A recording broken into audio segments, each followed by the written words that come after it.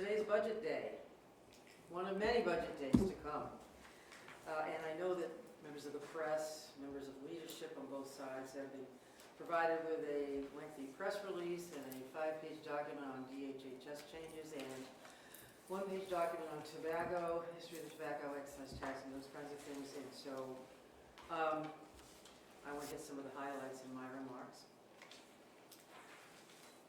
So today I'm delivering my biennial budget proposal to lawmakers as well as a supplemental budget for their consideration as we begin to chart the next 2 years of investments by state government in Maine people. The biennial budget proposal is balanced, first of all. It maintains critical investments in Maine people.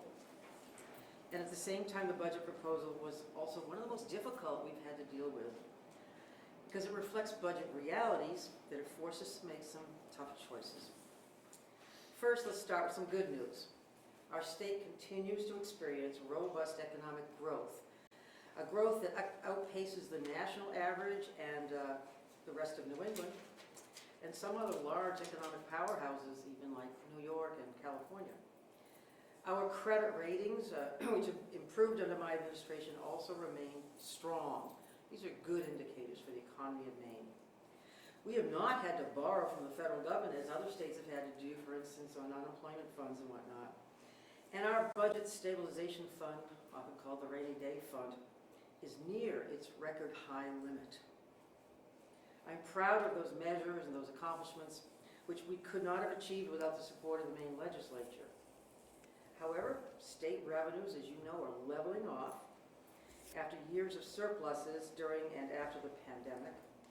Surpluses which were driven in part by federal stimulus money, for which we are grateful.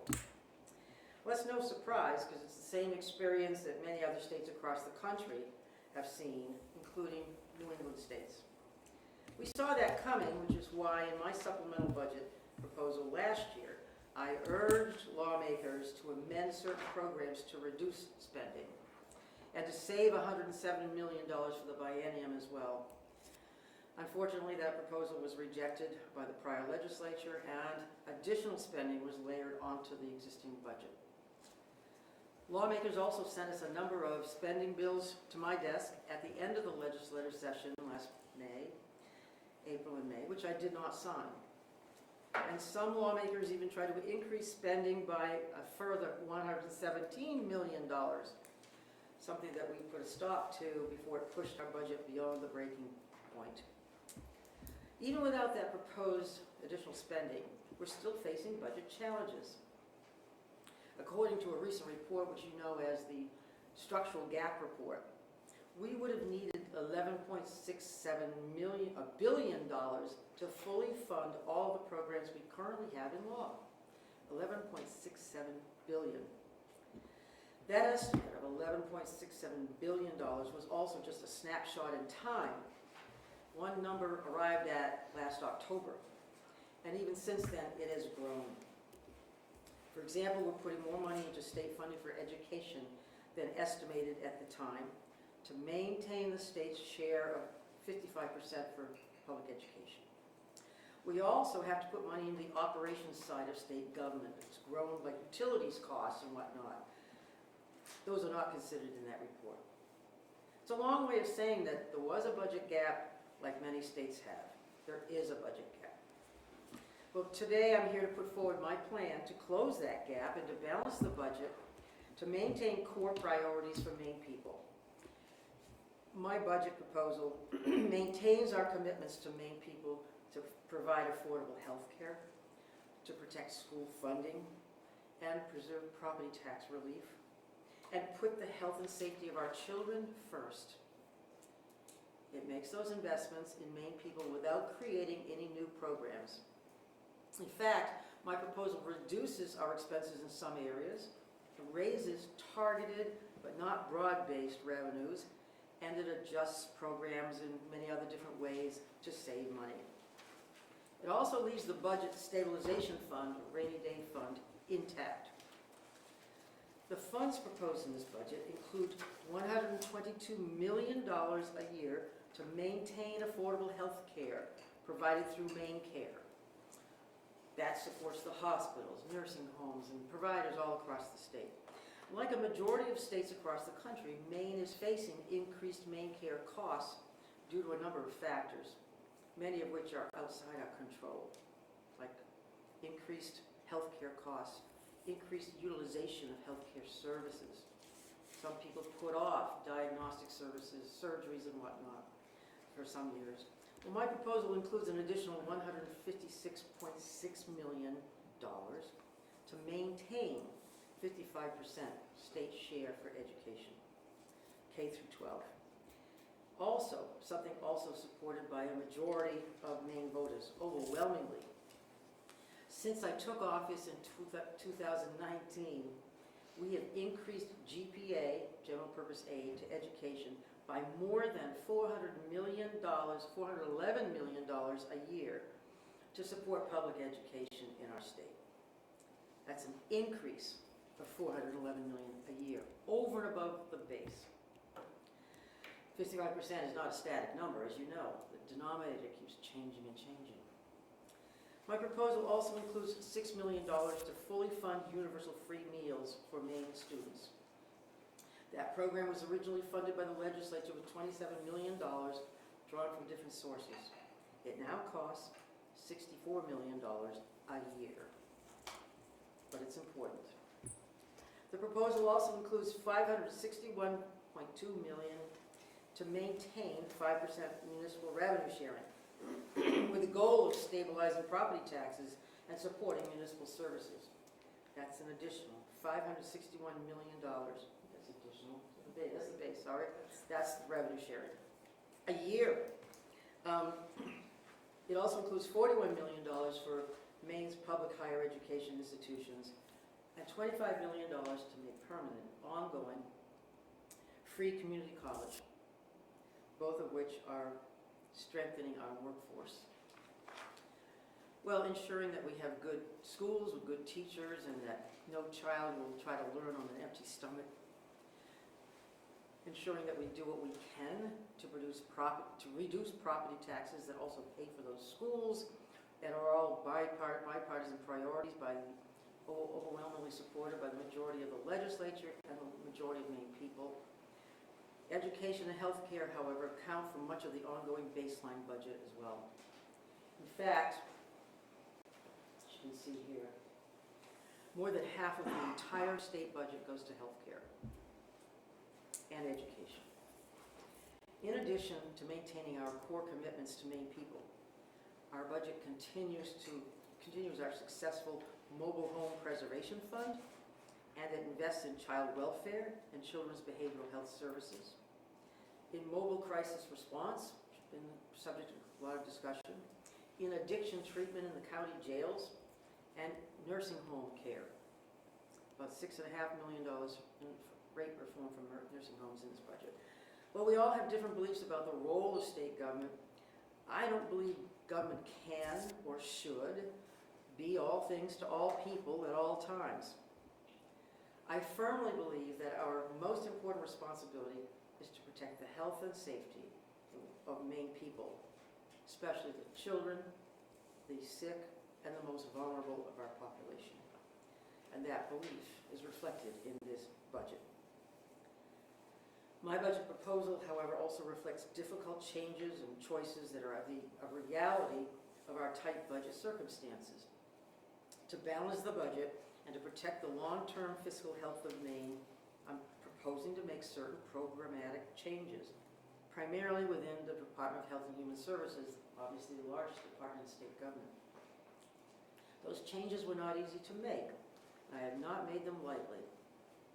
But we've tried to propose changes, for instance, to programs that haven't really taken effect yet or haven't been fully implemented yet, and try to minimize disruptions, okay? And I'm also proposing an update to the cigarette excise tax and to taxes on related tobacco and nicotine products. Let me just say, Maine has the highest adult smoking rate and the second highest youth smoking rate in New England. We also have the cheapest cigarettes of nearly every state in New England. Well, we haven't raised the cigarette excise tax in 2 decades, unlike every other New England state. When cigarettes are a leading cause of cancer, heart disease, stroke, and when more than 1/3 of Maine cancer deaths each year are attributable to smoking, our current policy doesn't make sense. It's time to change it.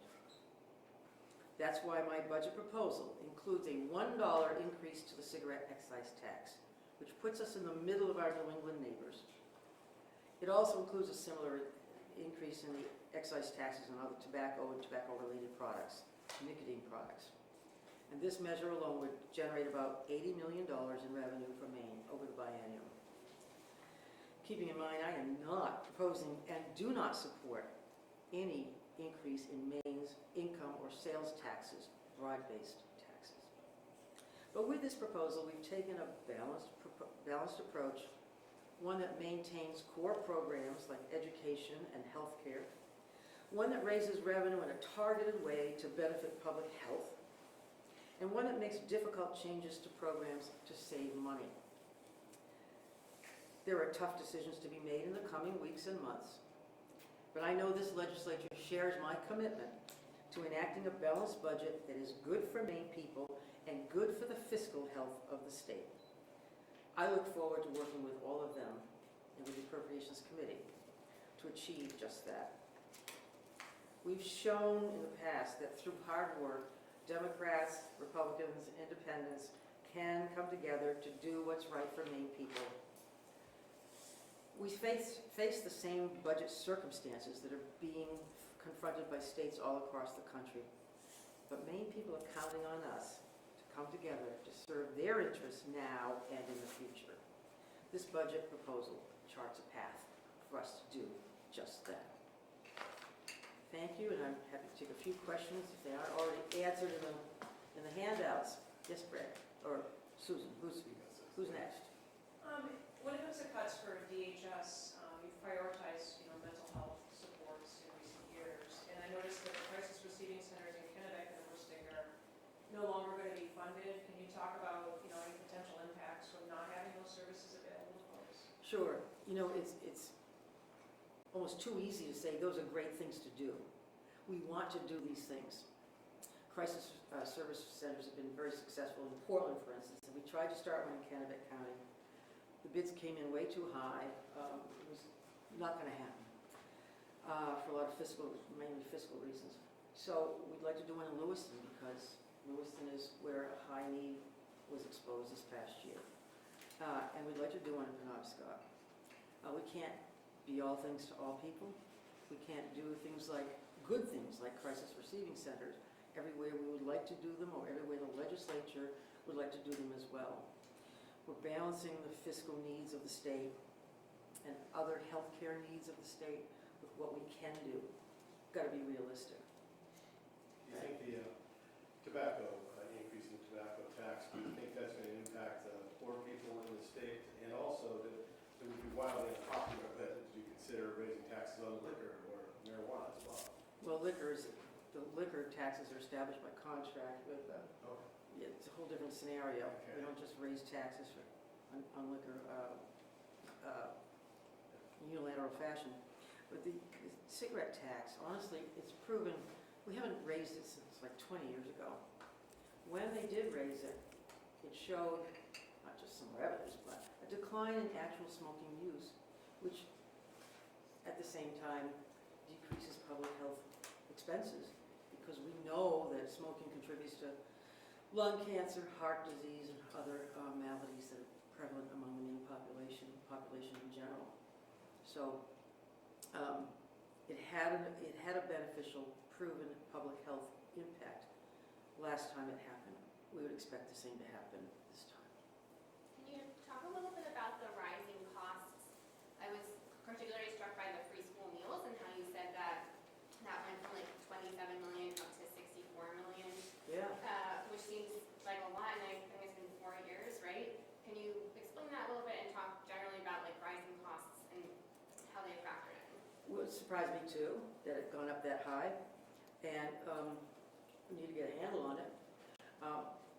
initially it was tied, or has been tied historically to the federal reimbursement rate for low-income receivers. We no longer have kids stand in two different lines saying, how much does your mommy and daddy make? And you get a free meal, or reduced meal if they make X amount or X amount. We no longer segregate our kids by income. We give them all the equal benefit. But that benefit has also been tied to the federal reimbursement rate. We may look at changing that somehow. The increased costs are supplies, basically. And I can't tell you the details, but that's what we're getting for Bill, increased costs, supplies. Governor Mills, will you commit to vetoing a majority budget if Democrats push one through the legislature? A simple majority budget? What I've said before, I say again every year, I want all sides to work together. And I say that strenuously as possible. And I know we have new leadership on both sides. New leadership in the House, the Senate, the Democratic leadership, the Republican leadership. We've been meeting with them. We've briefed both sides on the budget and given them the same kind of information we've given you today. And they are receptive and they want to talk. So I am holding out every hope that there will be a consensus budget and that there'll be a 2/3 budget which will take effect immediately upon adoption. That makes sense to me. At what point do we consider dipping into the rainy day fund? I am not considering reining in or raiding the rainy day fund. That's for unique purposes that have not, or circumstances that have not existed yet, so. Do you expect any cuts to federal funding from the Trump administration? And is that anything that you're preparing for or that is reflected in the budget? You know, he hasn't been sworn in yet. There's a lot of talk over here, over there about, God knows, Panama and Canada and Greenland and all this stuff. Seeing a budget come out from the new administration will be a long ways off, I think, I suspect. And having Congress adopt a new budget, because they put off the continuing resolution until March. We're not going to see any specifics for a long time, and I really don't know what to expect. Nobody has seen a plan for healthcare, or a plan for education, or a plan to reduce the cost of eggs and bread and cars and housing and heating oil, all those things that ought to be addressed. Haven't seen that yet. Yes? Have you spoken with lawmakers about the proposed cigarette excise tax increase and gotten a sense of support, especially among Democrats? They've been briefed on the whole budget, including that part of the budget. I'm not going to speak for them. They'll raise a lot of questions and engage in a pretty good debate, I'm sure, in the Appropriations Committee and ultimately on the floor of the House and Senate. Let that debate begin. I think it has enough support. I do. I'm not going to handicap it at this moment. Nobody's taken a vote on anything, so. You had to find some cuts in the budget. What areas were you really struggling with that you had to cut? You think of one or two? Or? Brad, all the areas. Every department took a close look at its budget, and we kind of pounded every department as well. Can you do more here? Can you do more with less? Can you cut this? Can you reduce this? And a lot of it is some programs that were enacted by the legislature but not funded, or enacted but not funded fully or sufficiently, and saying we can't do all these things. Can't be all things to all people. I was in the legislature for 6 years, and I was on Appropriations Committee for 4 of those years. I understand the tough job that legislators have to do now. And I also understand the newness of all of this to the approximately 1/3 of legislators who are brand new to the process, and they're going, you need a glossary, first of all. What is EPS? What is GPA? What is CMS? What is all this stuff that, we know by heart, but new legislators don't. And it becomes an education process. It's a very quick learning process. So explain to them why, I don't know, how their school is funded differently from some other school, how their transportation, how their roads are paved but somebody else's aren't, all those things. Those discussions will come to fruition soon. With regards to some of these cuts, is it mainly just like services, supplies, things like that? Are there going to be any positions that might be affected by this? Here and there are position changes, yeah. Let me go back, and I don't think I adequately talked about the Medicaid, Medicare program, the main care program, because it's not simply that, the eligibility has risen and then leveled off some, and I can't say that there's a trend. That's only one factor in the cost, the actual cost of medical or healthcare services. Another major issue is the reduction in funding from the federal government, regardless of who the president is, in the so-called FMAP, Federal Medical Participation Rate, that's been in law for 30 years or so. So when our economy is doing pretty well, we get penalized for that in the rate of federal participation. They cut back the FMAP. Now, ironically, the expansion group, which is probably a quarter of the total number of people on Medicaid in Maine care, the expansion group gets the FMAP of about 90%. The rest of Medicaid, Maine care gets, well, I don't know what exactly it is today, but we got reduced in that FMAP. All states did, because the economy is doing better than expected. You get penalized a little bit for doing well. So that's a big chunk of the additional cost, state cost, to the state budget of medical care. And then there's a lot of people who put off medical care during the pandemic, and after that, and things kind of got backlogged. You know, if you really needed a hip x-ray and hip surgery, you would have put it off for a while. So increased utilization is a part of that. And then the way we pay some of these costs, like hospital costs, we pay the bills that we get at a fairly high rate compared to Medicare payments. So we're looking at all those things too. Speaking of main care, in the memo you sent to the legislature, it says that you will likely have to, we could have to take the extraordinary step of limiting payments to healthcare providers for people who are on main care. I know that's happened in the past, and there was a $75 million backlog of payments years ago. You know, at what point do we get to that level again? You're talking about the supplemental budget, basically, where we suggested, if the supplemental budget isn't passed pretty quickly with a 2/3 vote, that payments to providers, doctors' offices, nursing homes, hospitals, may be delayed. It's not the same thing that, you know, you're probably referring to under the Baldacci years, and I was on appropriations back then. It was a different kind of cost settlement backlog of payments caused for different reasons, different forms of payments.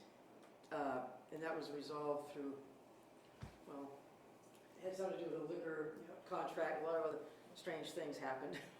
That's not the same thing we're looking at now. Governor, some of the core, Yeah, go ahead, sorry. some of these core commitments you're talking about, the 55% the revenue sharing, free community college, as you acknowledge, they all have driven up, their costs have gone up, and that's eating part of, larger part of the budget. Took the words out of my mouth, yeah, no. So I guess the question is, you know, how sustainable are those? I mean, I know you're funding them in this budget, but kind of looking forward, maybe I guess that's not your problem for 2 years, but how Yeah. sustainable are those initiatives if they're eating more and more on the budget this year? Well, name me a school, a college, a university campus that hasn't seen increased costs. Maybe there's one or two that shut down somewhere across this country, but most of them are seeing increased costs. Collective bargaining, supply chain stuff, increased IT, increased this and that and the other thing. You know, rather they didn't increase tuition to pay for those costs. Trying to provide enough funding to minimize that impact. But you mentioned revenue sharing. I'm glad you did, because revenue sharing isn't technically in this budget, but it's more than half a $1 billion cost to the taxpayers. Maine funnels more than $500 million of cost back to the cities and towns, in addition to the large amount of GPA that is funneled back to the cities and towns. It's called EPS, that's $3 billion there. All that money goes back to the towns and cities. We're hoping that those funds, and they increase every year because they're percentages of the sales tax, or percentages of revenues generally, should go to minimize the property tax burden. And I hope that it does. I'm anticipating that one of the criticisms we're going to get from the other side of the aisle is that this is again an increase in spending in a time when revenues are leveling off. It's $1.1 billion increase over the current budget. They've already been portraying the state budgets and your budget and Democratic budgets as reckless spending.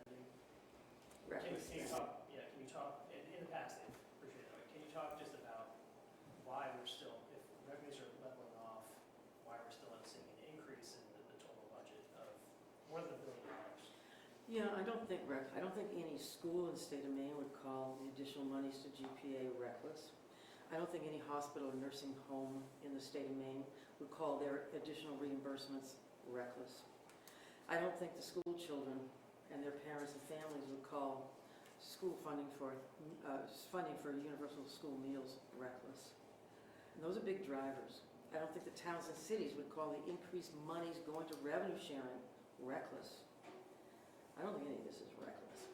It's I haven't heard balanced, that from them yet, but I've heard it's we've heard it in the balanced, past. it's balanced, and it takes into account the fiscal responsibility of the state to do what's right, to pay for programs that inevitably have an increased cost due to supply chain, due to the cost of food and milk and increased utilities and whatnot. Those costs are not only built in, they're rising. Every Maine family knows that costs of living are rising. We'd like to see that leveled off, of course, but I'm not an economist, I can't predict. But we are balancing the revenues coming in and the money going out, pure and simple. Budgeting 101.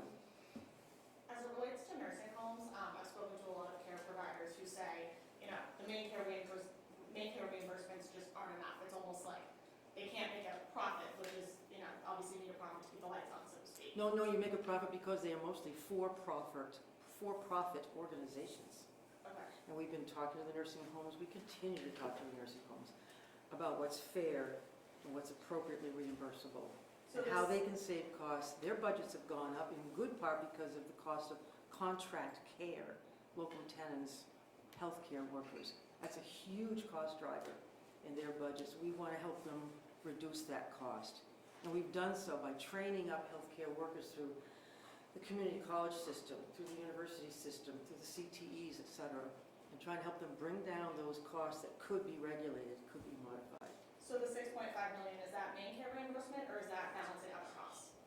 That's a rate change. Okay. I think that's right. Fully funding the rate reform. Part of the rate reform funding, yeah.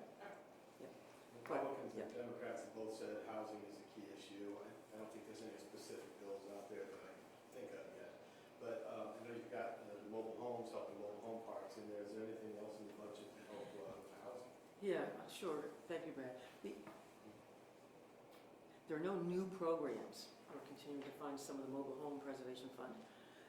But built into the baseline now are major initiatives of the last 6 years that are helping develop housing for all levels of income, and basically workforce housing and affordable housing, basically.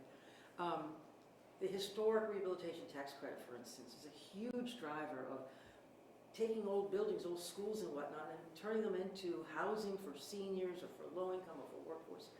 The affordable tax credit that I think Ryan Fecto put in originally, that we put in the baseline, that's been continuing. It's not a new program. Continuing a really good program. And some of these are modeled on federal tax credit programs that provide another benefit for developers to do that kind of housing.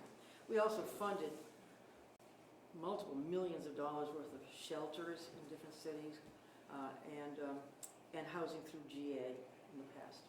So a lot of that is ongoing, not all of it, but no new programs for housing in this budget. We have time for 2 more, and then the commissioners can hang around afterward and address any more specific questions. How do you want this budget to look now, as you leave office 2 years from now, given that this is going to take us until, close to the end of your time? And then I want it to look enacted. not to counter with the two, but just an unrelated question to you. Have you spoken with Commissioner Gallagher about his Oh, sure. terse remarks of the lawsuit? Sure. You have. No. He's apologized to the individual, and that's fine with me.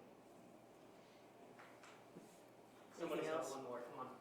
Come on. Well, you asked the question. No. Well, I just have one quick question. It's just, you mentioned the 55%. I know that's been something you really strove for. You were the first to do that since 2004. And then the revenue sharing is a big piece. The counter argument to that is that those things, I'm not sure, well, I don't know phrase this. Property taxes are going up all over the state. And Mhm. so know that those are sort of framed as mitigation proposals, not only, to help stem the tide of rising property tax increases. That's not happening, or maybe it's not, property taxes are still going up. I guess, do you have a message to municipalities about that? Are you concerned that these monies aren't going to lower local budgets? Or do you feel like it's not where it's supposed to? I've talked to a lot of city councilors and city managers, town and city managers, and there are different problems in different areas of the state causing the increase in the tax bill itself. As you know, the Maine Constitution limits our ability as a state to regulate or change property taxes per se. We've gotten around that by inventing and continuing the homestead tax exemption for people who reside in Maine, and providing the, what used to be called circuit breaker tax, what's it called now? Tax deferral. And for providing other measures. And obviously GPA revenue sharing are intended to reduce the burden on property taxpayers, particularly Maine residents, if we can. We do what we can to do that. I talked to one city manager. I said, why? You've got more building, more structures here. Your tax base seems to have expanded in the last few years. Why is the tax bill going up? And he said, we're losing our commercial tax base. So the burden is shifting onto the residential property owners. So that's in that city. I don't know what the cause is in every different town, city across the state of Maine, but I want to work on that for sure and see what we can do to alleviate the tax burden. Does that mean possibly enriching the homestead tax exemption benefit or something else? I know there's some proposals floating out in the legislature or en route, but Yeah. I know that's a big concern. It's a concern, and with the huge increase in the actual dollars going out in revenue sharing, huge increase in actual dollars going out in GPA, and the tax benefits of different housing measures, I would hope that Eagle Eyes would see this as a way to reduce property taxes to Maine residents in particular. I can't tell every town and city how to assess the taxes. Also, there are reevaluations going on in some of the major communities. By law, we're supposed to do it every 10 years. Some of that's been put off, and so people are seeing the impact of that, town by town. It's sad. I'd like to see some relief. We've tried to provide relief in the past. I'll listen to any reasonable ideas. Anything else? Jim Thorne is burning to ask a question. I always learn so much from listening to you, Beth. Oh, that's nice. Nice. Thank you I'll all, have we to talk to you appreciate it. sometime. Kirsten and Sarah will hang around if you guys have more specific Thank you. questions.